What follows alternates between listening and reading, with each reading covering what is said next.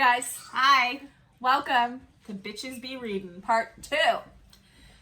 We got a little light this time. We look a little bit better. Last time I looked like the wreck at a Hesperus. You look better. But anyway, we have our drinks. Never fear. I have my Quarantini. Chin Chin. Quarantinis. Keeping with the coffee mug theme. Mm-hmm.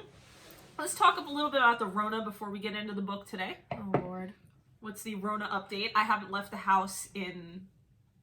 I left my house to come here, which was the first time since Sunday. I left the house on Wednesday.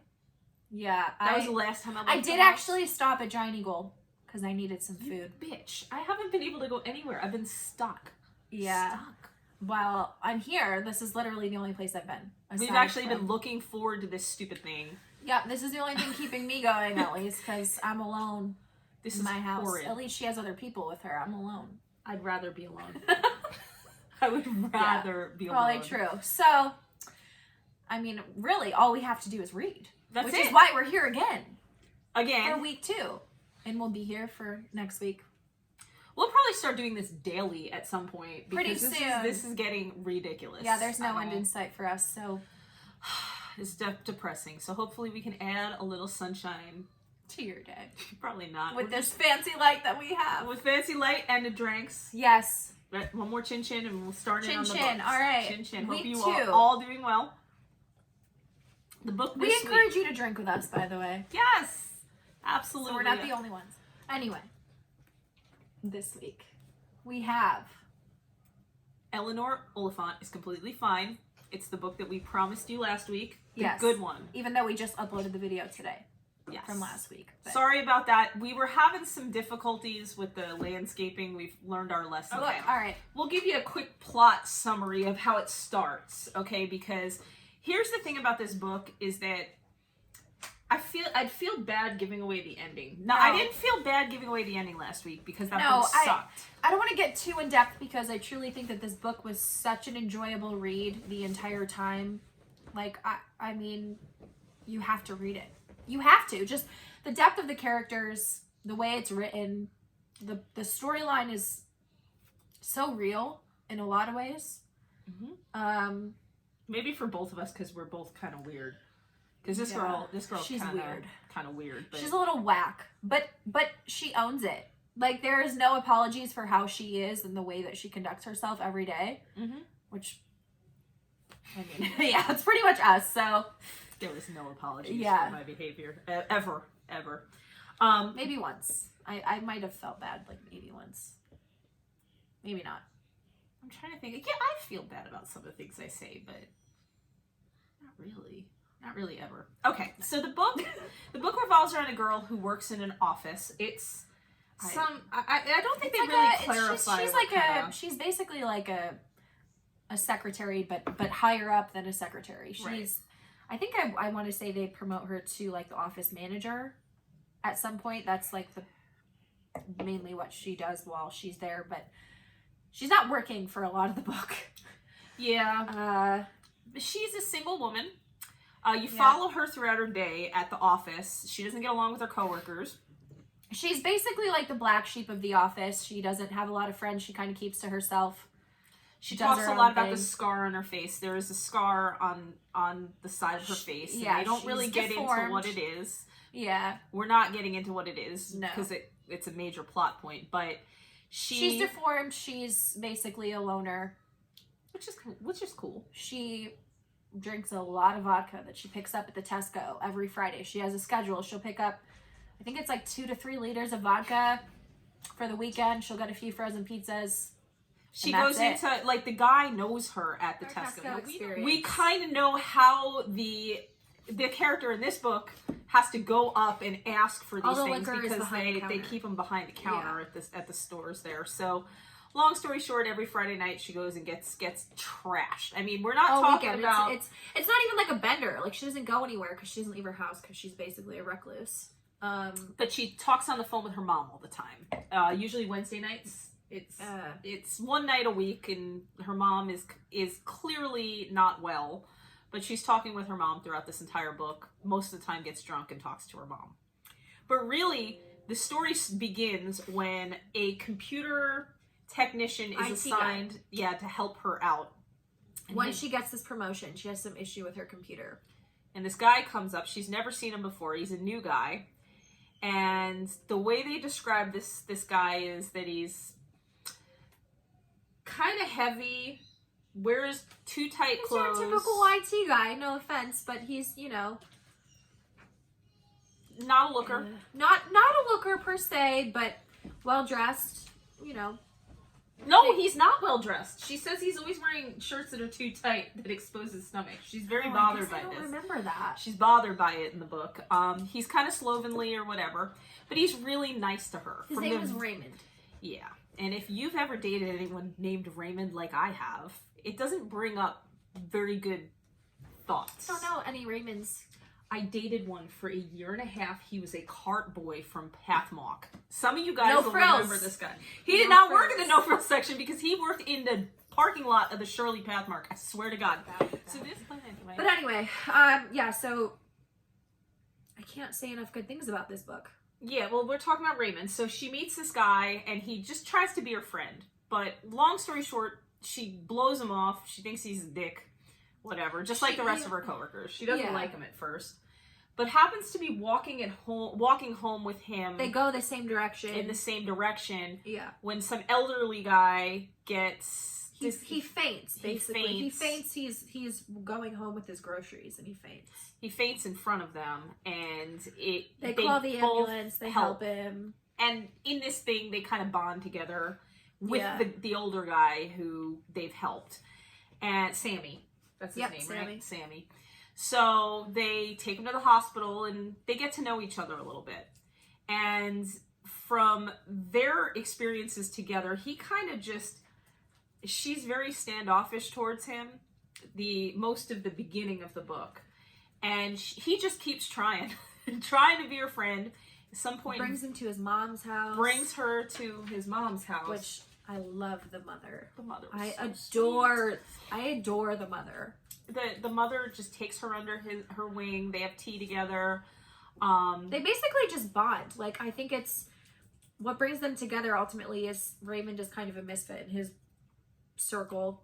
Eleanor is obviously a misfit in hers, and then the mom. They all just kind of come together. They come together and they form this weird little group of people, and they become friends. And meanwhile, Eleanor is in love with this guy that she had seen. He's like the lead singer of some band, right? That she saw, but she liked the way he dressed. I believed he wore like a suit.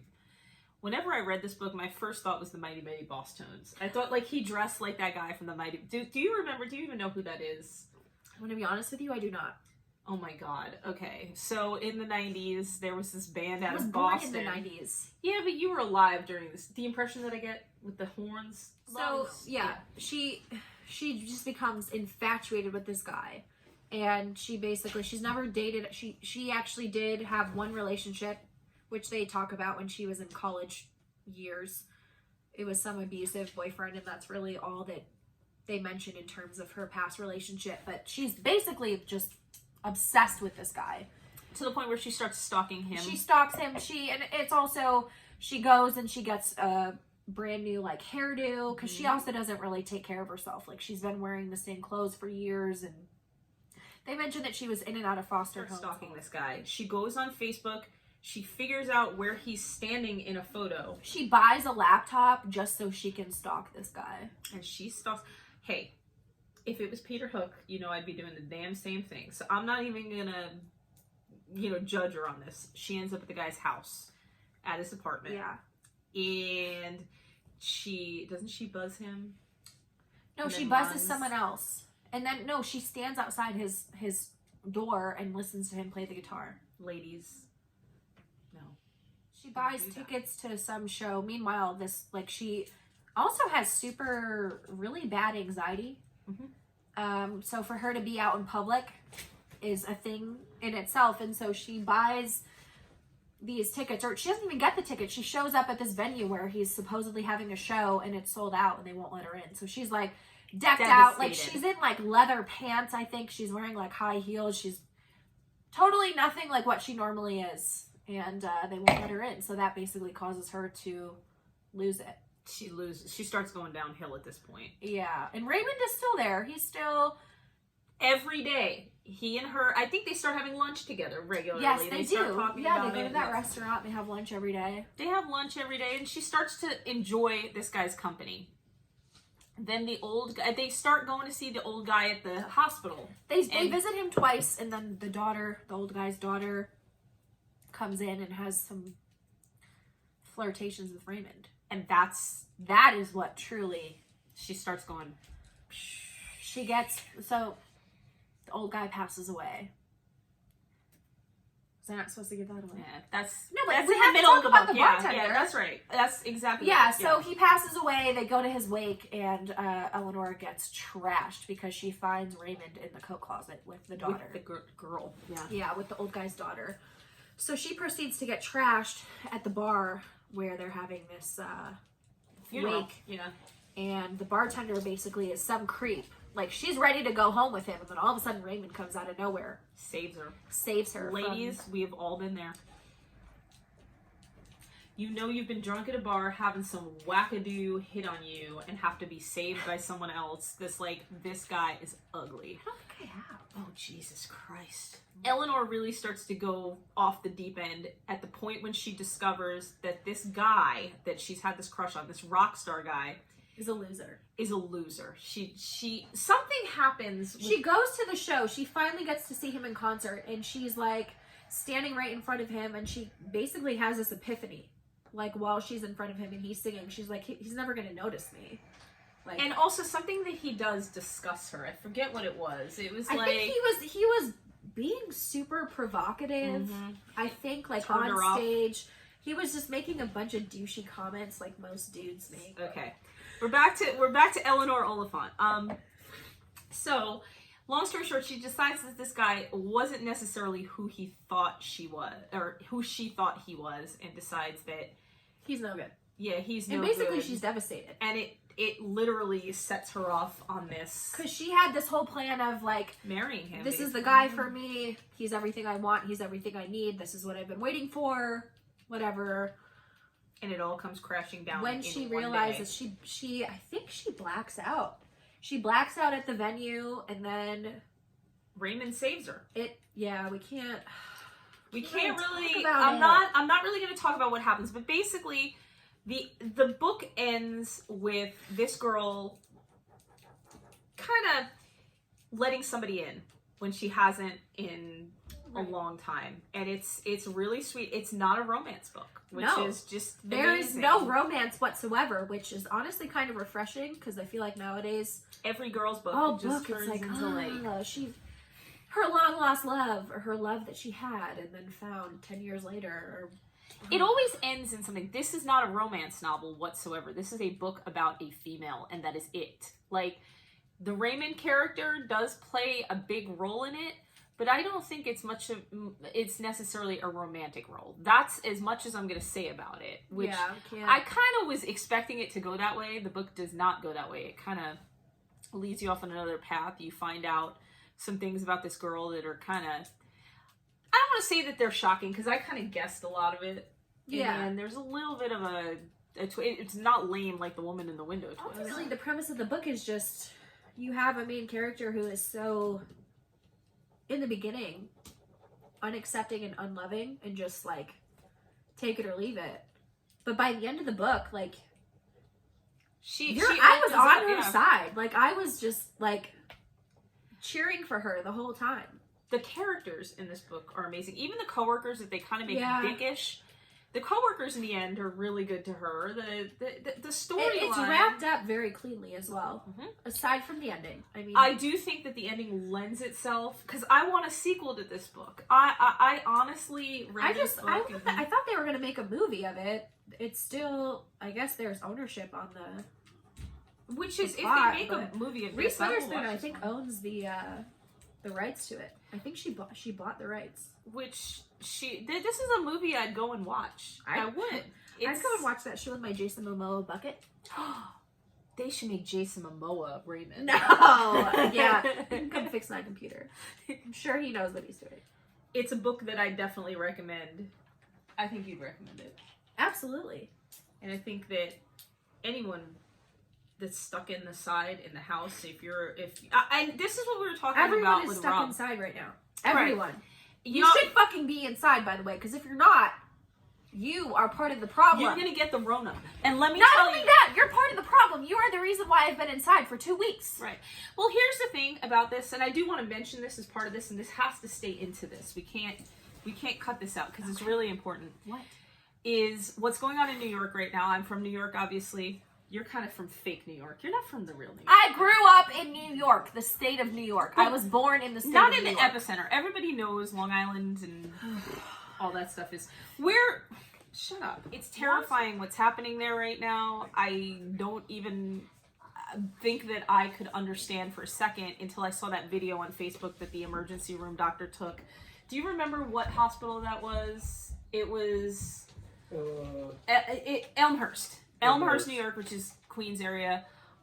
Terrifying. Absolutely fucking terrifying. There are people being treated outside because they don't have any room inside the hospital. This should fucking terrify you. Here in Pennsylvania, they really don't get into it. What's going on back home? New York is the most infiltrated state. I was talking to my friend about it today, and we both kind of looked at this as kind of a joke at first, like, no big deal, like, this is so stupid. This is a fucking huge ass deal. If you can watch that video that the emergency room nurse did in Elmhurst, it is fucking terrifying. So I guess we're just gonna have to keep making these videos because I'm bored, she's bored, we're all bored, but regardless of... Read a book. Read a book. Also, please stay inside and wash your goddamn hands. It's disgusting. And even if you, we are the problem right now. Everyone that is healthy is the problem. Right. Because you're spreading it. Mm-hmm. And you're getting PSAs from Kerrin and Kaitlyn. This is, if you know we're doing this, then... Because I don't give a shit about anything, truly. I don't give a shit about it. If you know me, we don't give a shit about really anything. I give a shit about the AIDS, because... I give a shit about the AIDS and the people that are in this house. No, yeah. AIDS. All right, next week. Next week. Wait, why do you have that? No, I'm not reading this. Have you guys ever tried to read Ulysses? This might be a good time to try. I've been trying to read this book. No, we don't care about that. The Cactus. The Cactus. If this broad over here can finish this book by Sunday, I will finish it by Thursday, which means we'll review it on Friday. It is The Cactus by Sarah Haywood, also part of Reese's book club. Mm-hmm. So I don't know really anything about this book. It's kind of like Eleanor Oliphant. I don't know how it's going to end. I'm pretty close to the end here. It's a very similar book, but this week we had this beautiful light, and maybe next week we will do something. We got the quarantini. We will. My mug will change next week. Yes, this is from Christy. Thanks, Christy. I'm gonna borrow this because just like her, I'm also the shit. So I was thought she's the shit. She was here first, but hi, I'm second. All right, so read this book. We're gonna do The Cactus. I don't think I can finish Ulysses in time. I've been reading this book for 2 years, and I'm on page 43. I'm making progress because of the Rona. The Rona is helping me, but we'll seriously though. Stay inside. Stay inside and do some shit for yourself. AKA read. Lock yourself in your bathroom if you have kids. Watch with Mel and I. Sit in your car in the garage and lock the door if that's what you gotta do. I don't have kids, so I'm lucky. This is also by choice, but you know. Mine wasn't by choice. I was on birth control, okay? I know it's scary times. It's stressful. I'm stressed. That's why we're all stressed, but read a fucking book. Educate yourself. Mm-hmm. That's it. That's it. That's all I gotta say. Chin chin. Chin chin. Now we're gonna take forever to edit this. The Cactus next week. So that's next week. Peace.